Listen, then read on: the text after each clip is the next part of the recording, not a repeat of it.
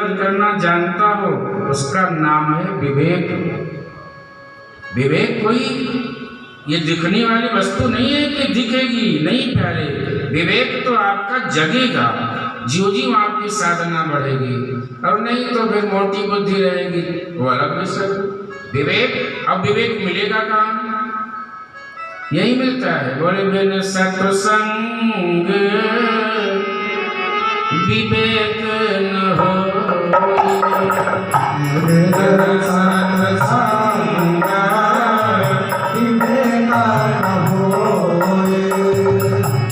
राम कृपा बिना सुलभ न सोई, राम कृपा बिना सुलभ न सोई।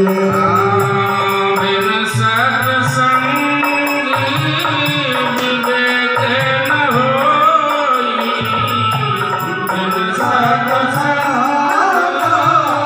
विवेक न होई, राम कृपा बिना सुलभ न सोई, राम कृपा बिना सुलभ न सोई, बिना सुलभ बिना सुलभ न सोई। ध्यान देना, सत्संग में ही विवेक मिलता है, और राम कृपा के बिना सत्संग भी सुलभ नहीं होता है। जब राम जी कृपा करते हैं सत्संग तभी मिलता है। विनय पत्रिका में गोस्वामी जी ने लिखा है, गोस्वामी जी ने केवल श्री रामचरितमानस की परिभाषित नहीं किया है, भाषाबद्ध नहीं किया, और भी ग्रंथ है। विनय पत्रिका, गीतावली, दोहावली, कवितावली, जानकी मंगल, पार्वती नाचो, बरवई रामायण, ये सब गोस्वामी जी की ही भाषाबद्ध है सब। तो गोस्वामी जी ने विनय पत्रिका में निवेदन किया है कि जब द्रवय दीन दयाल राघव, कैसे हम समझे कि राम जी ने हमारे ऊपर कृपा किया है? बस यही है समझने का। बोले जब द्रवय दीन दयाल राघव, जब द्रवित हो जाएंगे तो क्या देंगे? पाप राशि नसाइए, तो पाप की राशि जो है वो खत्म कर देंगे, और जब पाप की भंडार खत्म होगा तब क्या होगा? सत्संग दे देंगे। जय दरस परस समागमादिक, विनय पत्रिका का है इसलिए। जब द्रवय दीन दयाल राघव, साधु संगति पाइए, जय दरस परस समागमादिक, पाप राशि नसाई। ऐसे जब राम जी दया करेंगे तो साधुओं का संग दे देंगे, सज्जनों का संग दे देंगे, सत्संग दे देंगे, और फिर जिनके दर्शन करने से, स्पर्श करने से मात्र बड़े बड़े पाप का ढेर जो होता है वो समाप्त हो जाता है। ये बड़ी क्रांति है प्यारे। सत्संग बहुत जन्मों की साधना का परिणाम है। यही दरस परस समागमादिक, पाप रास नसाइए। अच्छा प्यारे, प्रभु की कृपा तो हम आप में है ही, तभी तो मनुष्य का चोला मिला है। भगवान की कृपा सब पे बराबर है, जितना आप पे है उतना ही हम पे है, उतना सब पे बराबर है। पर गोस्वामी जी ने कहा है कि अनुभव कैसे होगा? कैसे अनुभव करेंगे भगवान की कृपा है? अनुभव करने का एकमात्र उपाय है, बोले मन क्रम वचन छाड़ी चतुराई, भजत कृपा करी हई रघुराई, भजत कृपा करी हई रघुराई। जो मन से, वाणी से, अपने कर्म से हम लोग चालाकी छोड़ दें। हम लोग इतने चालाक हैं, इतने चालाक हैं कि धर्म के कार्य में भी चालाकी करते हैं। मन क्रम वचन, मन से भी। कर्म से भी, वाणी से भी। जब चालाकी छूट जाए, जैसे हो वैसे रहे, जो अंतर हृदय में हो वो कह दें। और जब चालाकी छूट जाती है, भगवान की कृपा तो है ही, अरे तभी मनुष्य का चोला मिला है, कृपा का अनुभव होने लगेगा। पर कृपा को तो हमने ही दबा रखा है। वायरिंग बहुत हो, बल्ब ही न हो तो प्रकाश आएगा। ठीक इसी तरह से कृपा तो आ रही है, पर कृपा को हमने समोसा और चटनी में बदल दिया। अभी कुछ समझ पाएंगे तो जब ऐसे समोसा और चटनी में कृपा को बदल देंगे तो कृपा नहीं आएगी। कृपा है, केवल अनुभव करने की आवश्यकता है। थोड़ी चालाकी छोड़ें।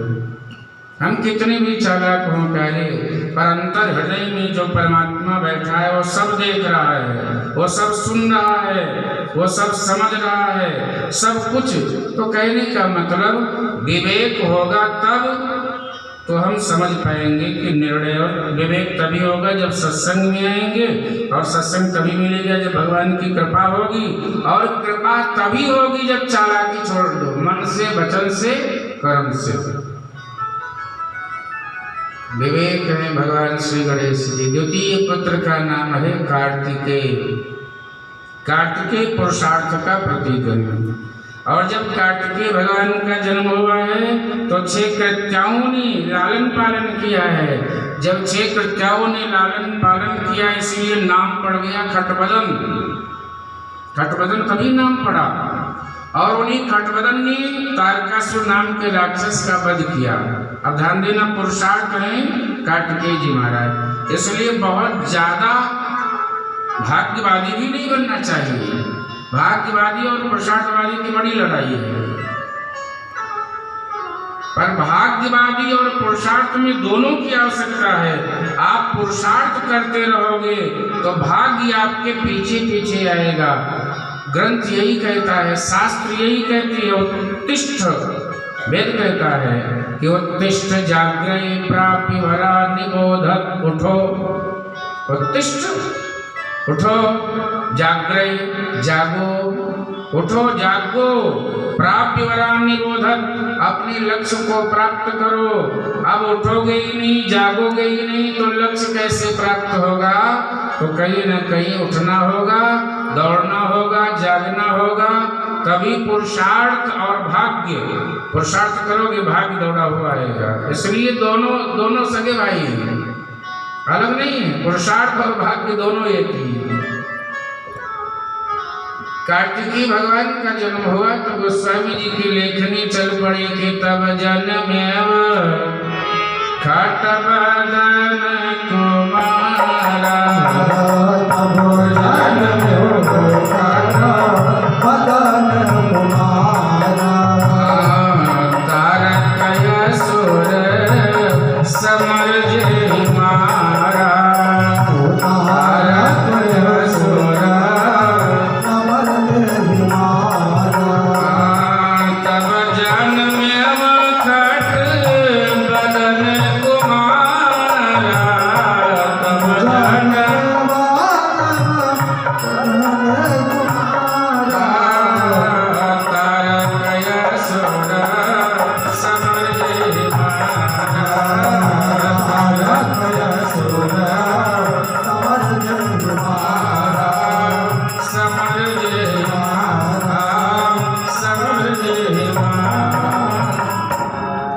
तब जन्मियो खटबदन कार्तिकेय भगवान, जिनका नाम है पुरुषार्थवाद। पुरुषार्थ है। और खटबदन के जन्म लेते ही तारकासुर नामी जो राक्षस का जो मोह था, आलस्य का प्रतीक था, आलस्य ही हमें कर्म नहीं करने देता है। अच्छा ध्यान देना, कई लोग नियम बनाते हैं कि सुबह हमको 4 बजे उठ जाना है, और 4 बजे अलार्म बज के बंद हो जाती है, पर बंदा नहीं उठता है। ये क्या है? आलस्य। आलस्य बहुत बड़ा दुर्गुण है। हमारे गुरु जी कहा करते हैं कि आलस्य जो प्रातः काल कौरव और पांडव का युद्ध होता है, सुबह सुबह कौरव और पांडव का युद्ध होता है। पांडव कहते हैं भैया उठ जा, तो कौरव कहता है 5 मिनट और सो जाता है। दुर्योधन कहता है सो जा, युधिष्ठिर कहते हैं उठ जा। और दोनों की लड़ाई में आजकल जीतता कौन है आप सब जानते हो। ज्यादातर आजकल कौन जीत रहा है? दुर्योधन ही जीत रहा है। कहने का मतलब यदि साधना करना है तो पुरुषार्थ आदमी आलस्य को पहले समाप्त करना होगा, क्योंकि आलस्य व्यक्ति का सबसे बड़ा प्रमाद साधना का बहुत बड़ा दुर्गुण है। प्रमाद वो दीमक है जो हमको अंदर अंदर ऐसे समाप्त कर देता है कि पता भी नहीं लगता है कि हमारे सारे सद्गुण कब समाप्त हो गए हैं। सद्गुणों को समाप्त करने वाला आलस्य ही होता है। बेला अमृत हुआ आलसी सो रहा बन अभागा, साथी सारे जगे तू ना जागा। उठ जाग मुसाफिर घोर भई, अब रैन कहाँ जो सोवत है। जो सोवत है सो खोवत है, जो जागत है सो पावत है। अरे जागोगे तभी मिलेगा, भागोगे तब कुछ नहीं मिलने वाला है। जागो, ये कैसी प्रीति है। कभी बड़ा सुंदर बात कहते हैं कि टुक नींद से अखियां खोल जरा, और अपने प्रभु से ध्यान लगा। ये प्रीति करन की रीति नहीं, अरे प्रभु जागत है तो सोवत है यार। प्रीति करन की रीति नहीं, प्रभु जागत है तो सोवत है। उठ जाग मुसाफिर घोर भई, रहन कहाँ जो सोवत है। जाग मुसाफिर घोर भई, अब रहन कहाँ जो सोवत है। अब रहन कहाँ जो सोवत है। अभी रहन कहाँ है। प्रीति की ये रीति नहीं है कि भगवान जग जाएं और तुम सो रहे हो। अच्छा अनुभव करना, आप अनुभव करिएगा कि संसार में पशु पक्षी भी सुबह 4 बजे जग जाते हैं। सुबह 4 बजे जग जाएंगे, पर एक मनुष्य में इतना तमोगुण छाया है। पहले इतना नहीं था, पर अब ज्यादा। अब तो सुबह ही नींद आती है, ऐसा समय आ गया है। समय तो देखो, नींद आएगी तो सुबह ही आएगी। बाकी पूरी चाहे 12 बजे तक 2 बजे तक नींद ना आए, पर ये हमने ही बना लिया है सिस्टम, ये बन गया है ऐसा। पर इसको थोड़ा सा ठीक है, समय के अनुसार थोड़ा सा परिवर्तन किया जा सकता है। यदि समय को मेंटेन करने का प्रयास करें तो समय नहीं तो समय एक दिन ऐसा धोखा देगा कि समय हंसाता समय रुलाता, समय की है बलिहारी। धन से तिजोरी भरी किसी की और किसी की खाली। अरे जगत का रखवाला हो करके अरे बन बन फिरता है। समय का पहिया चलता, समय का पहिया चलता है, समय का पहिया चलता है, समय का पहिया चलता है। इस पहिए के साथ किसी का, इस पहिए के साथ किसी का भाग्य बदलता है। समय का पहिया चलता है, समय का पहिया चलता है, समय का पहिया चलता है, समय का पहिया। बहुत बलवान है भैया समय ने ऐसे ऐसों को बड़ों को तोड़ दिया। और समय तो समय है, इसलिए समय ही काल है। काल कुछ और नहीं है, काल ही समय है और समय ही काल है। काल चक्र समय है। समय को जैसे हम जिएंगे वैसे समय हमको जी लेगा। तो मैं जो कथा की चर्चा हो रही थी, पुरुषार्थ, जब जीवन में पुरुषार्थ आता है तो आलस्य को दबाते हैं। मोह समाप्त, मोह को दबाओ, तमोगुण जीवन का समाप्त होता है, तब हम जग जाते हैं। देखो जगा हुआ व्यक्ति गोस्वामी जी के अनुसार कौन है? गोस्वामी जी से जब रामायण रामचरितमानस से पूछा गया तो जगा हुआ व्यक्ति कौन है? बोले जानिए तब ही जीव जग जागा, जब सब विषय विलास विरागा, जब सब विषय विलास विरागा। वही जीव जगा हुआ है जिसको विषयों से विलास से वैराग्य है। नहीं तो विषयों में खोए हैं तब तो सोए हुए हैं।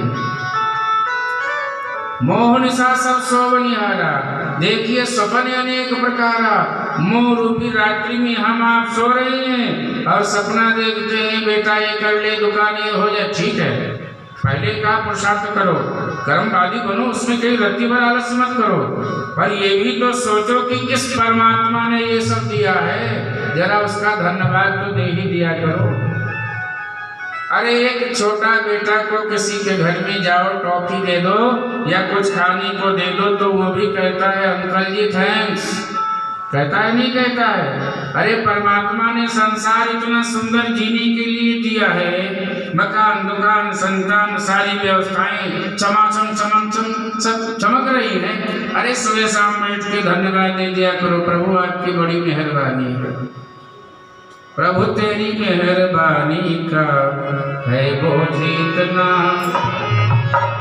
प्रभु तेरी मेहरबानी का है बोझ इतना, जिसे हम उठाने के काबिल नहीं है, तेरी मेहरबानी का है बोझ इतना, जिसे हम उठाने के काबिल नहीं है।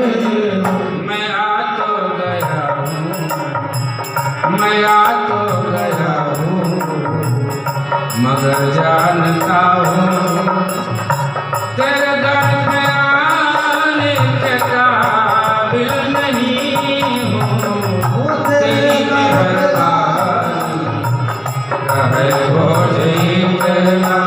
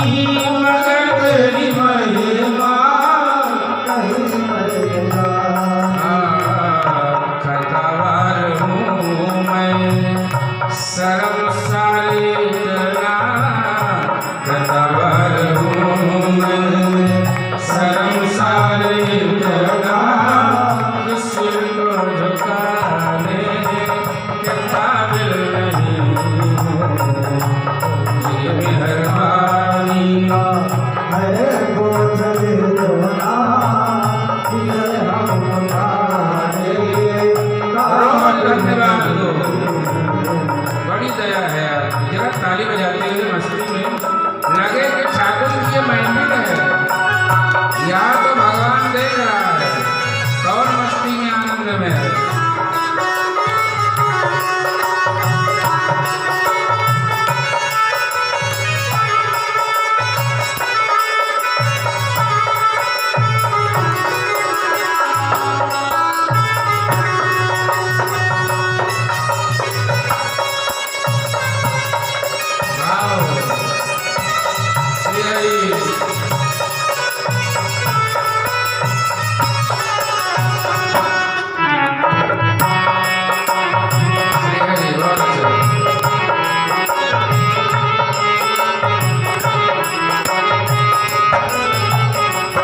रोज कहने का मतलब ये तो बड़ा लंबा है। और मेरे कहने का मतलब इतना ही है कि भगवान को रोज धन्यवाद दो तो भगवान प्रसन्न होंगे। और इतना ही कहना है, तेरी मेहरबानी है मुझे इतना जिससे हम उठाने काबिल नहीं। तेरी मेहरबानी है मुझे इतना जिससे हम उठाने काबिल नहीं। मैं आ तो गया मगर जानता हूँ तेरे दर पे आने के काबिल नहीं हूँ, तेरे दर पे आने के काबिल नहीं, काबिल नहीं। श्री राघवेंद्र सरकार की जय जय श्री, जय जय श्री, जय जय श्री। तो भगवान के प्रति समर्पण और भगवान का धन्यवाद देना भी इस भक्ति के ही लक्षण में आता है। तो पुरुषार्थवादी व्यक्ति जो होता है वो जगा हुआ होता है।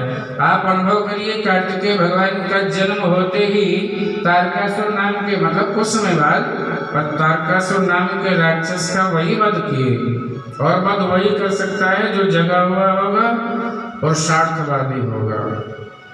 कार्तिकेय भगवान, जब कार्तिकेय जी ने तारकासुर का वध कर दिया, एक दिन की कथा, गोस्वामी जी इस कथा को थोड़ा मोड़ रहे हैं। बोले भगवान शिव का चरित्र समुद्र है, चरित सिंधु गिरिजा रमन वेदन पावहि पार, बरने तुलसीदास किम अति मति मंद गमार, अति मति मंद गमार। क्या शरणागति है, क्या भक्ति है, क्या भाव है। गोस्वामी जी अपने आप को क्या कह रहे हैं कि भगवान शिव जी का चरित्र समुद्र है, वेद न पावहि पार, वेद भी पार नहीं पा सकते हैं। तो बरने तुलसीदास किम मतलब क्या, तुलसीदास क्या वर्णन करे, ये तो अति मतिमंद है, ये तो बहुत छोटी बुद्धि का व्यक्ति है। कितनी दीनता है, कितनी अपनी आप को कितना समर्पण है, अति मतिमंद गंवार। तुलसीदास जी कह रहे हैं हम गंवार हैं, और हम लोग थोड़ा सा भी जान जाते हैं तो कहते हैं हमसे ज्यादा विद्वान कोई नहीं। ये हमारी अल्पज्ञता है। प्यारे, सर्वज्ञ को अल्पज्ञ बुद्धि के द्वारा नहीं जाना जा सकता है, इस बात को नोट करिएगा। वो जितना जना दे वो अलग बात है, पर वो परमात्मा सर्वज्ञ है। और सर्वज्ञ को अल्पज्ञ बुद्धि के द्वारा आप कह दो कि जान ले तो ये असंभव है।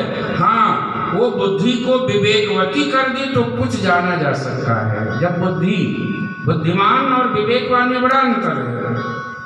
वही बुद्धि जब विवेकवती हो जाती है तो कुछ प्रभु प्रसाद दे देते हैं। फिर भी कितना भी जान लो, अपने आप को समर्पण में रखो कि प्रभु हम आपके हैं, आप हमारे हैं, हम कुछ नहीं जानते हैं, आप जो प्रसाद हमको दे वही ठीक है। अच्छा, कथा कहाँ से शुरू हुई थी? याज्ञवल्क्य की महाराज भरद्वाज जी त्रिवेणी के संगम पे बैठे थे। भरद्वाज जी ने प्रश्न किया था याज्ञवल्क्य की महाराज जी से कि राम कवन प्रभु पूछो तो ही, ये तो पूछा था कि राम जी कौन है, और कथा सुना दिए शिव जी का। ये भी लीला है। प्रश्न किया राम जी कौन है और कथा सुनाया शिव जी का। क्यों? इसीलिए सुनाया कि प्रथम मैं कही शिव चरित्र बूझा मरम तुम्हार। भरद्वाज जी ने कहा कि याज्ञवल्क्य महाराज हम तो राम जी के बारे में पूछ रहे हैं, आप शिव जी के बारे में बता रहे हैं। और हम आपको नोट कर रहे थे कि आप कितना प्रेम करते हैं राम जी से। प्रथम मैं कही शिव चरित बूझा मरम तुम्हार, सोच सेवक तुम राम के रहित समस्त विकार, रहित समस्त विकार। कि जो शिव जी का प्रेमी होगा वही राम जी को जान सकता है। जब तुम शिव जी की कथा प्रेम से नहीं सुन पाओगे तो राम जी को क्या जान पाओगे। हमने देखा कि तुम बड़े प्रेम से शिव जी की कथा सुने हो, 100% मैं कह सकता हूँ कि तुम राम जी के बारे में जान सकते हो। अब आज यहाँ से अब कथा शुरू होती है। आज भगवान शिव बड़े प्रसन्न मुद्रा में विराजमान हैं और जब प्रसन्न मुद्रा में बैठे हैं तो बट वृक्ष के नीचे बैठे स्वयं आसन लगाए हैं। और बट वृक्ष क्या है? विश्वास का प्रतीक है। निज कर दासी नागरी पुछाला और बैठे सहज शंभो कृपाला, बैठे सहज शंभो कृपाला। भगवान शिव जी बड़े सहजावस्था में बैठे हैं। गोस्वामी जी उपमा दे दिए, आज शिव बाबा कितने सुंदर लग रहे हैं। कुंद इंदु दर गौर शरीरा, कुंद इंदु दर गौर शरीरा, भुज प्रलंब परिधन मोद चीरा, भुज प्रलंब परिधन मोद चीरा, कुंद इंदु दर गौर शरीरा, भुज प्रलंब परिधन मोद चीरा, भुज प्रलंब परिधन मोद चीरा, कुंद इंदु दर गौर शरीरा, कुंद इंदु दर गौर शरीरा, गौर शरीरा। महादेव के लिए गोस्वामी जी ने 3 उपमा दिया है कि बड़े गोरे लग रहे हैं, बड़े सुंदर है महादेव। कर्पूर गौरम, अब गोरे तो इतने हैं कि कर्पूर कितना गोरा होता है, इतने गोरे हैं। और 3 उपमा की न्यौछावर बरसात कर दिया है गोस्वामी जी ने। कुंद इंदु दर, बहुत ध्यान से सुनिएगा, कुंद इंदु दर गौर शरीरा, कितना गोरा शरीर है। 3 उपमा। कुंद कहते हैं, कुंद का फूल सफेद होता है, गोरा होता है।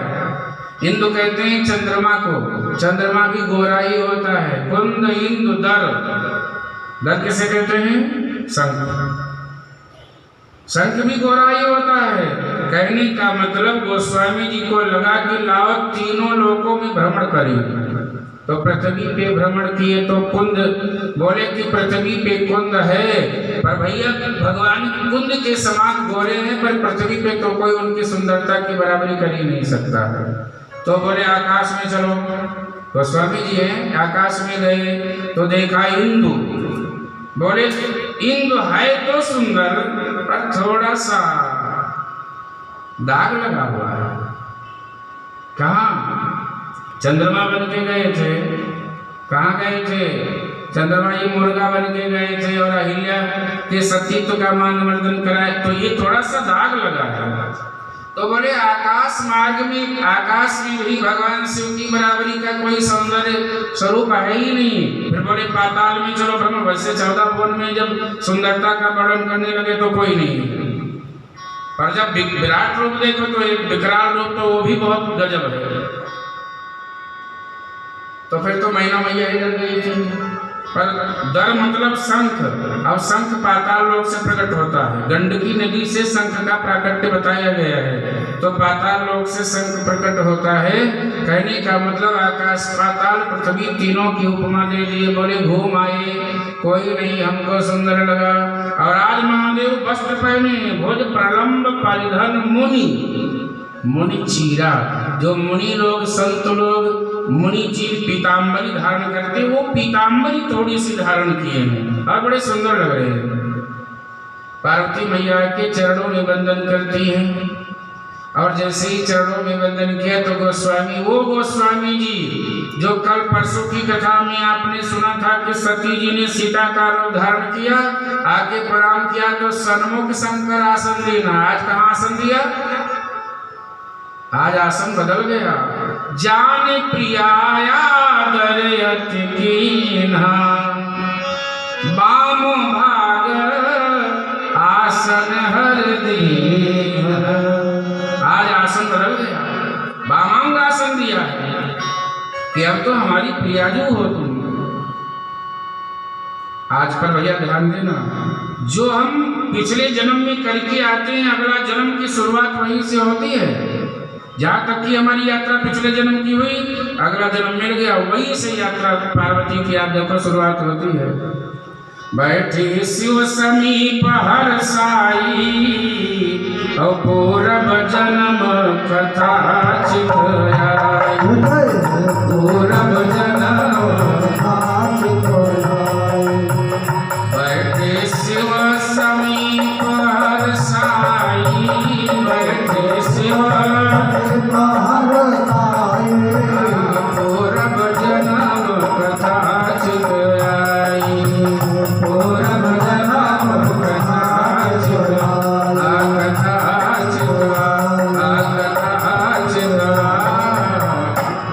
पिछले जन्म की कथा। प्रणाम किया, वामांग आसन दिया, पर वहीं से शुरुआत। प्रभु यदि किसी के घर में, पर अब तरीका पूछने का थोड़ा भिन्न है। पहले हटता था थोड़ा, पहले विवाद था, पर अब संवाद है। ध्यान देना, भगवत तत्व को जानने के लिए विवाद नहीं करना है, संवाद करना है। चरणों में प्रणाम किया है और बोले महाराज ये बताओ, आप जगत के नाथ नहीं हैं, आप विश्वनाथ हैं। विश्वनाथ ममनाथ पुरारी, जो विश्व का नाथ है वो मेरा नाथ है। अब बताओ, घर में ही कल्प वृक्ष हो और दरिद्रता का दुख हम देखें, ये कितनी विडंबना की बात है। शिव जी ने कहा आखिर साफ साफ बात बताओ, क्या कहना चाहती हो। पार्वती मैया ने कहा कुछ ज्यादा नहीं, इतना ही मुझे जानना है कि राम कवन प्रभु। ये राम जी कौन है? हम परीक्षा लेने में गई थी,